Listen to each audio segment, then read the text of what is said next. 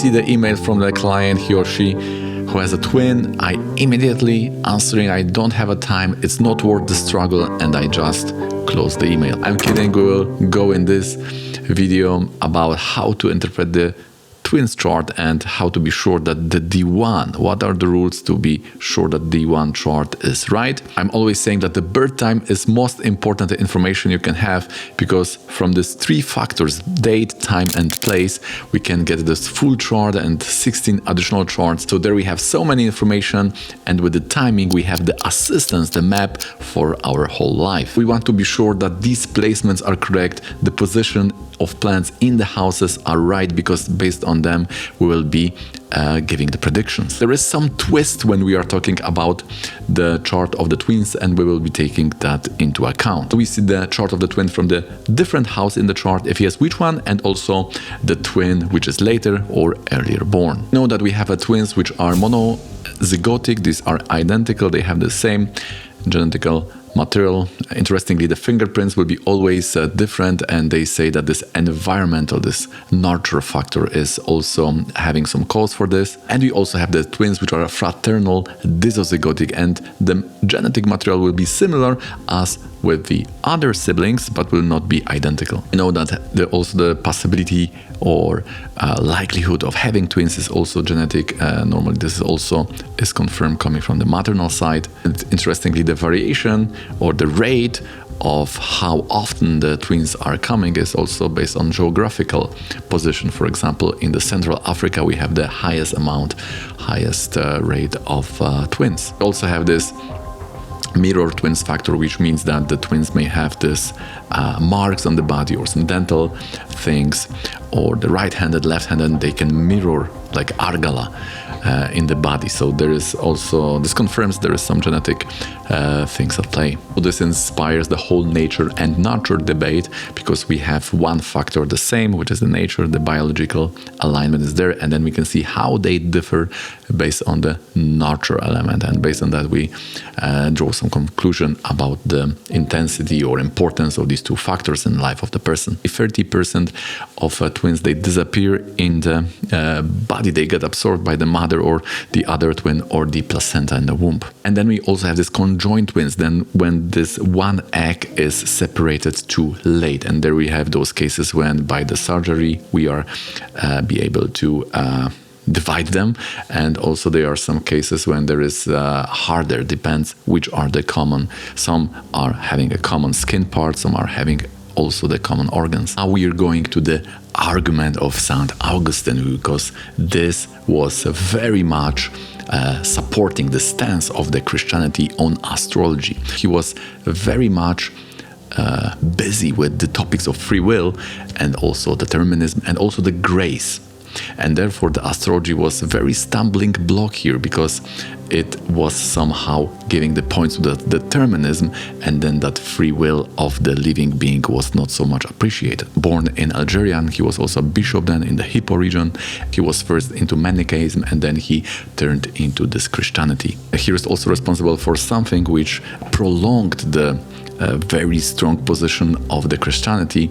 We are talking here about connecting philosophy, or making that bridge, that union between the Platonic ideas and this whole understanding, or this whole philosophical theology of Christianity. We have Saint Thomas, who did the same thing with Aristotle, and now we have also Saint Augustine, who was doing the same with the Plato. So what is here the irony is that he has a very strong influence on the Protestant faith, and especially with this view of grace, that only by grace we can attain the liberation. And interestingly, this Protestant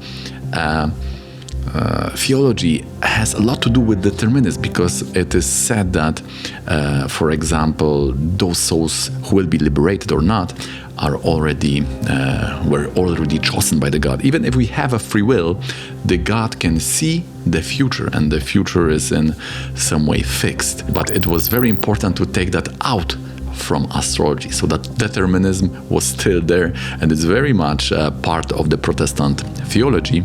But important thing was to take this out from the astrology. So maybe because of these two things being so important in that theology of St. Augustine, he had to push back astrology. Therefore, it has so big influence in that world, in that part of the world where Christianity is ruling.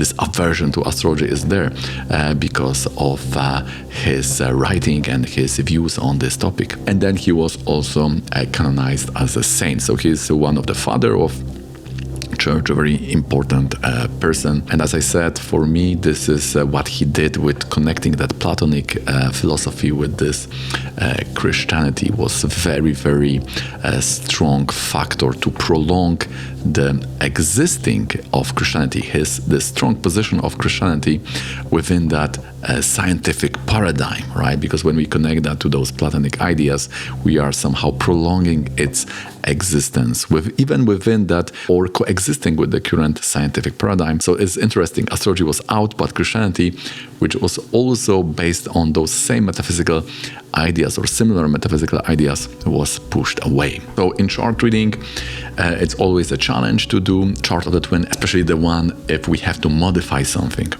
And it's a big relief when we have the twin where the chart is as it is. We don't need to change anything. We have already a few videos on this topic.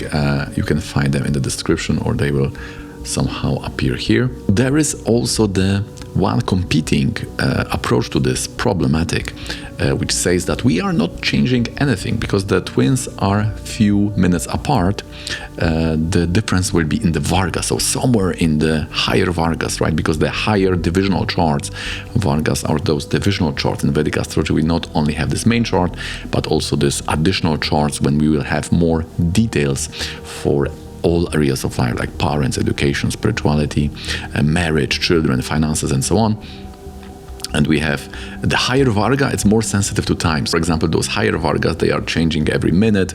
So if the twins are born a few minutes apart, then in those higher vargas, there will be differences. And they say that those differences in those higher vargas will show this difference or will reflect those differences in life. The problem, however, to this approach is that we see that if we compare the twins' life, it can be different also on those mothers which are related to these vargas, like D1. They may have different ailments or in different time. D4, which is property. D2, this is Kashinat Hora, all about the wealth and finances. They may have totally different fortune related or timing, different sources of finances. Also D7, children, D10, career life. So even at this lower vargas, there may be differences, and even in the Rashi chart, they may have different aruda, they may work in different sector of life. So based on that, we see that there is challenge to this idea that this only happens on that higher vargas. Therefore, our school is not conforming to this idea. We are applying some modification here. We could also ask what is changing when the ascendant is changing. Definitely the position of planets, and based on that there will be also the position of lords, and based on that there will be position of arudas. So the planets house placement, lord house placement, aruda house placement. So if you are into astrology which takes into account house placements, then we can say that if you have a wrong ascendant, then everything will be changed. Everything which is related to those house positions. And house positions are very important because they show the area of life. So for those people who are basically depend on the sign position, like I have moon in this and this sign, I have sun in this and this sign, or my sun is weak, my sun is strong, or my Venus is in this sign, therefore this and this will happen in a relationship. So this type of prediction is more astrology, but there is astrology and there is also Jyotisha. There is a big difference. So there are some people who are thinking they are doing a Jyotisha, but really they are following this humanistic and westernized approach to prediction, which is very much modified and very much, we could say, eaten by this typology, which is the part of psychology. So we have the typology, which is showing that there are different types of people based on some categories. In psychology, these are related to like introvertism or neuroticism. And in astrology, this was copied now to this placement of planets. But there is also Jyotisha, which is a different system, because this is, first of all, very strongly event-based, and this is also out of subjective. It's not only restricted to human personality description or typology. Is more than that. It's really about the karma. It's very much dependent on the dasha timing system, the tradition, and the shastra. And these predictions which are coming from Jyotisha are a little bit more complex. They are not just connecting the archetypes of the planet, house, and sign, but there is more to this. There is the whole dynamics, which is described in the Shastras, often in the form of code, which is transmitted through this tradition, through the school of astrology. So the system is a little bit more complex, more like science, at least when it comes to methodology. I have also observed that those who are more drawn to this typologized astrology will have more Moon and Mercury in their charts, because it's like psychology, very strong effect is there. But those who are more drawn into Jyotisha, into esoteric astrology or metaphysical astrology, event-based astrology, classical astrology, they will have more this either Sun, Jupiter, Rahu, Ketu, or Mars strong in 11th house, in their own sign, something like that. What are the benefits of the right ascendant? We have connection to the Varga charts, to the divisional charts like Navamsha and Dashamsa. Navamsha is the chart of fortune. It comes from dividing the sign into the 9 parts and allocating the planets from the main chart to this additional chart based on some philosophy of allocating calculation, which also have to do with the meaning of that chart itself. So we can see here that we have the proper chart because the person met the husband in Moon Venus Dasha, and also the marriage was in Jupiter Antardasha, which is aspecting the 7th house. This is based on the Kevala Dasha because Moon is in the Saturnian sign and Saturn is the Atmakaraka. Atmakaraka is the planet with the highest degrees. In such a case, if it's lording the Moon sign, it's called Shubhapati.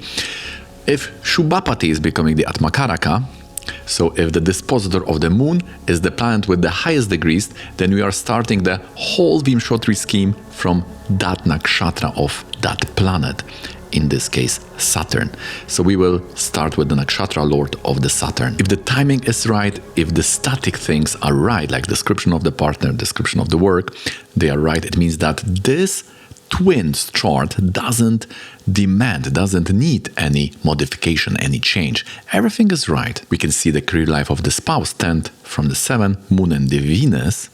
This is the manager. Dispositor is the Sun with the Mars Ketu. So this is related to the property. And also the marriage was very close to the childbirth. This is always the case when the Moon is somehow influencing the 7th house.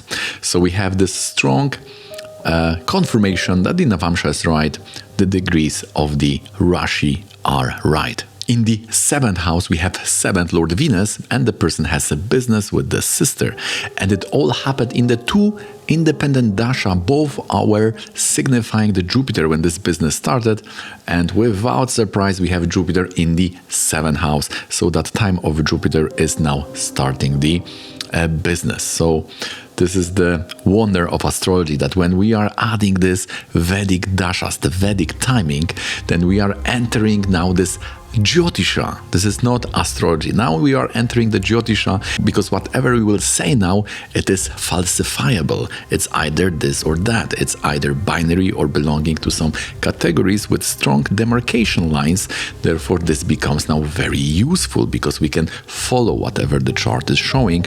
It can influence in a positive way our decisions. What are the other benefits of having a good ascendant? First of all, the choice of a good dasha, or the proper dasha.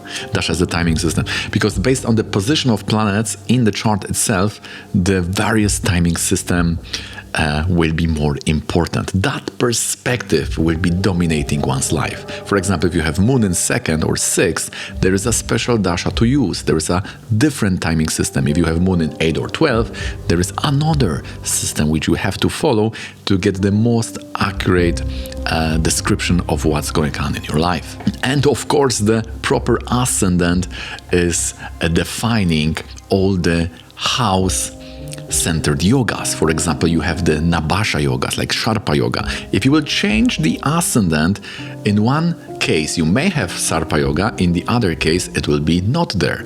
Or you have a Mahapurusha yogas, which are also very house dependent, because they are only happening when the planet is in Kendra, 1st, 4th, 7th and 10th. This is also the difference between the astrology and Jyotisha.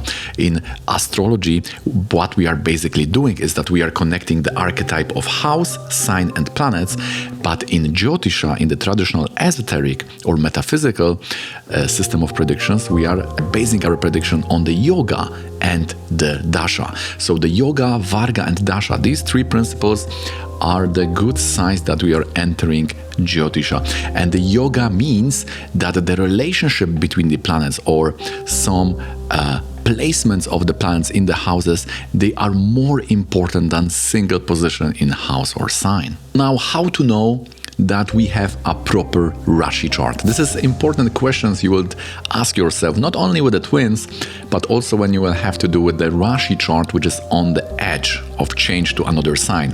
For example, you may have a degree of ascendance close to 0 or close to 30.